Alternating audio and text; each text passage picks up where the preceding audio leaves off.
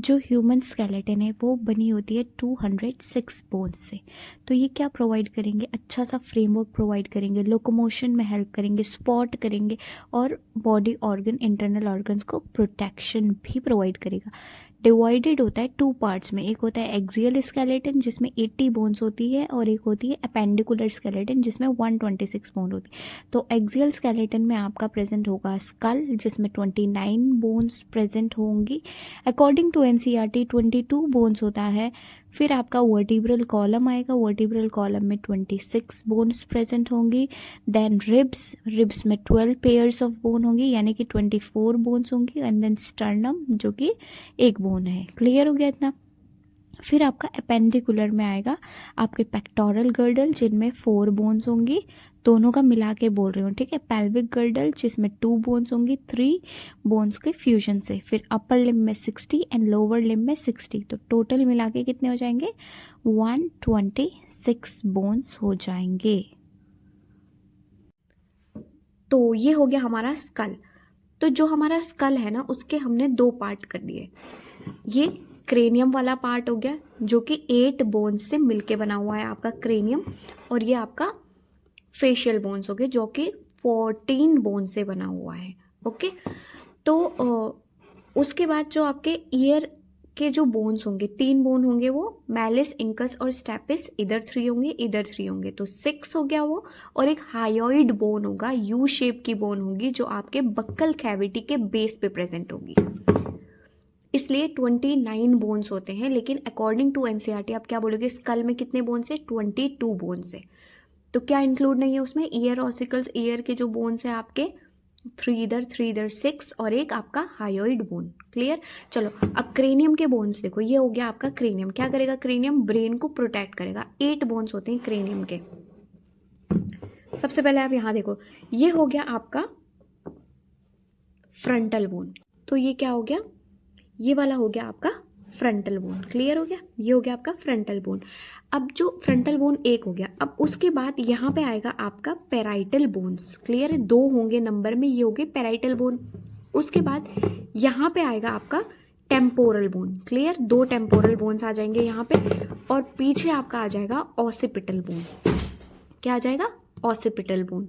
Now उसके बाद एक आपका आएगा स्फिनोइड बोन जो कि आपका क्रेनियम का ना बेस बनाएगा, ये नीचे की तरफ को होएगा, अंदर की तरफ को, और एक होता है स्फिनोइड बोन। और फिर आएगा फिर आती है आपकी 2 इथेमोइड बोन जो कि कुछ पार्ट आई सॉकेट का बनाएगा और कुछ पार्ट नेजल सेप्टम का बनाएगा। तो इस तरीके से आपके 8 क्रेनियम बोन्स कंप्लीट हो गए। क्या क्या हुआ है, पेराइटल बोन हम फ्रंटल बोन हमने यहाँ पे पढ़ा, फिर हमने यहाँ पे पढ़ा आपके parietal bones, then here temporal bones, और यहाँ पे बैक में ऑसिपिटल बोन है ना,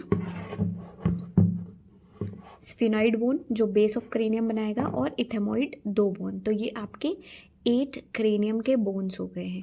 फिर आपके जो फेशियल बोन्स है ना वो 14 बोन्स होते हैं, है ना।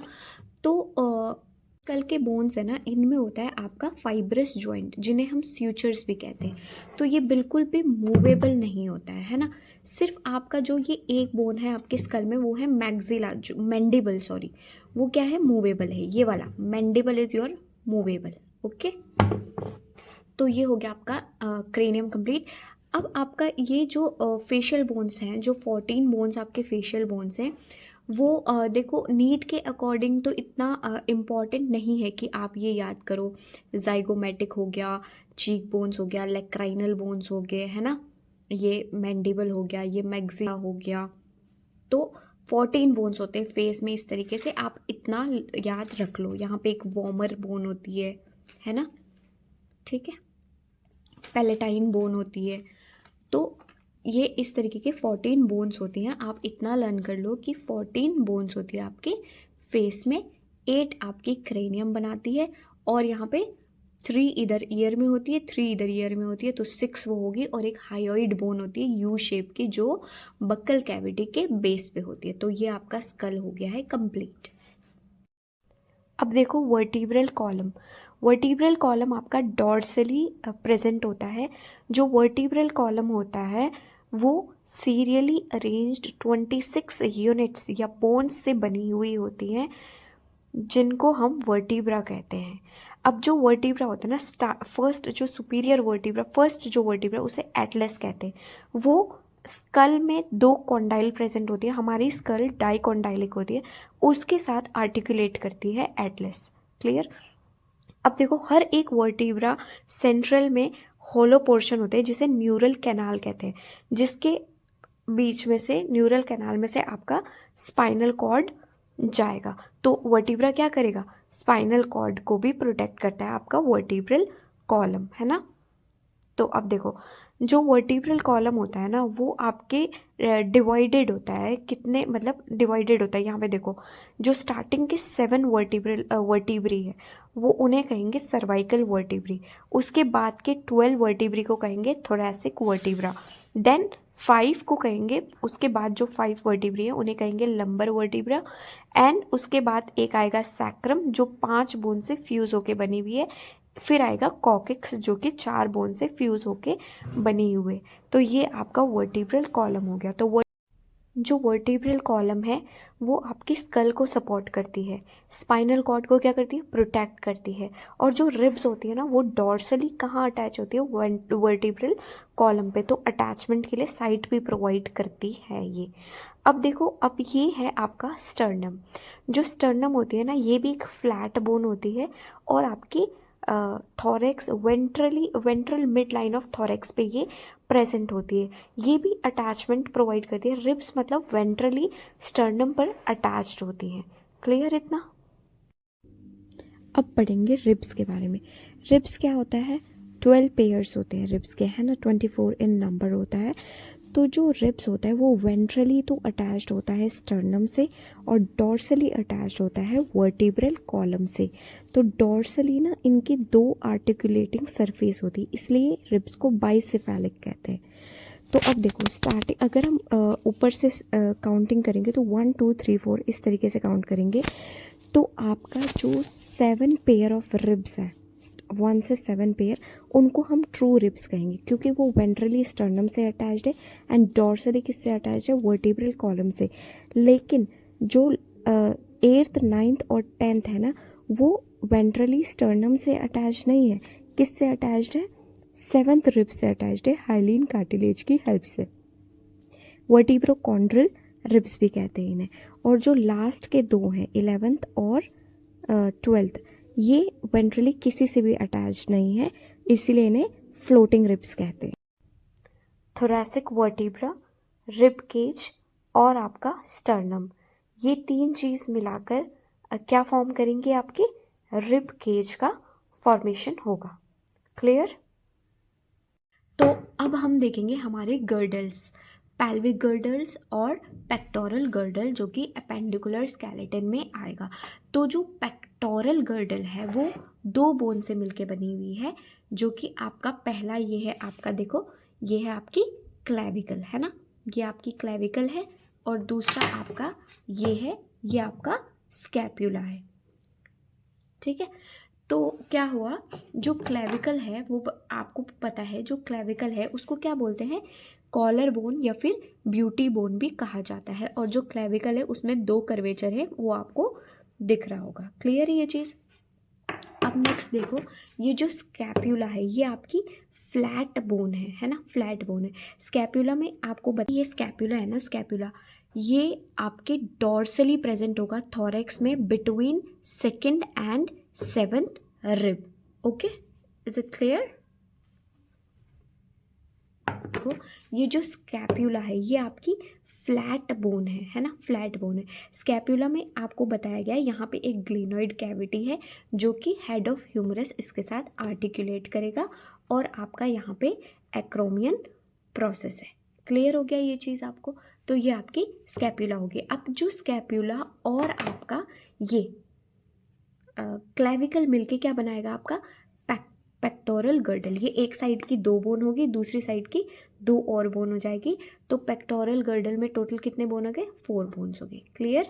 अब हम देखेंगे हमारी पैल्विक गर्डल की बोन, जो कि ये है, देखो एक ये बोन हो गई एक साइड की एक और सेम बोन आएगी, तो 2 बोन्स हो गए आपके पैल्विक गर्डल में।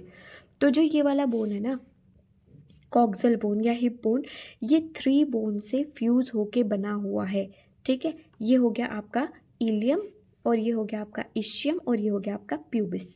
क्लियर हो गया।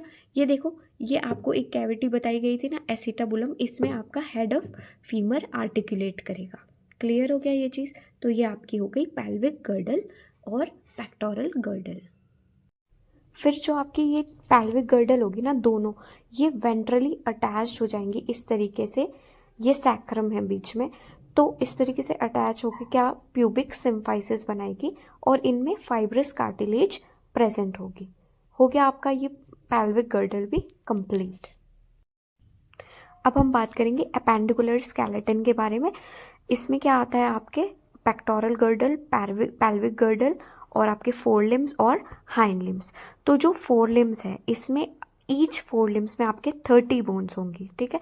तो ये जो फर्स्ट बोन है ये आपका ह्यूमरस हो गया, जो कि आपके स्कैप्यूला के साथ आर्टिकुलेट कर रही है, तो ये आपकी क्या हो गई, ह्यूमरस हो गई।